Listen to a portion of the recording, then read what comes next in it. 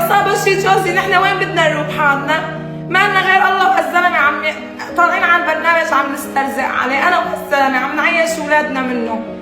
يا جماعه هون في ضيقة عين، لا لك عن جد عن جد ضيقة عين وحسد يا لطيف، الله يرحمنا. يا اخي الموجود ما بتحبهم الزلمه لا تتابعوا، مش ضروري تتابعوا، ما بتحبهم يا الجماعه لا تتابعهم، مو ضروري تفوت عليهم، مو ضروري تطبق عليهم، مو ضروري تحكي عليهم، انت عم تزعج حالك ما بتزعجهم.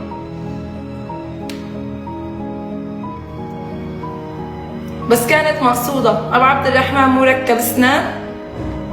داقت عينهم، شافوا أبو عبد الرحمن ركب اسنان داقت عينهم، اجوا ضربوه على تمه، ايش كان قصدهم؟ كان قصدهم يكسروا له هي. اي والله. نحن شعب سوريا ما بنحب الخير لبعض، زعلان والله يا ابو واتين زعلان.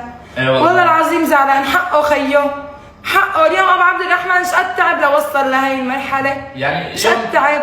يعني يضرب نفسيات على العالم، اذا واحد بيطلب منه صورة يضرب نفسيه يقول له ما في صورة. والله ابو عبد الرحمن درويش وعلى نياته، ليش انه الناس كلها مستوطية حيطنا، ليش بتكرهنا بالاحرى ما بعرف. الحاضر بيجي بيعمل لنا مشاكل برو، يعني مستقويين علينا، عينكم لك عينكم ضيقانة، عينكم ضيقانة.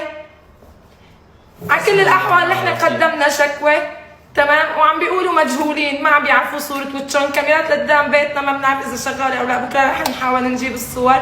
أول هي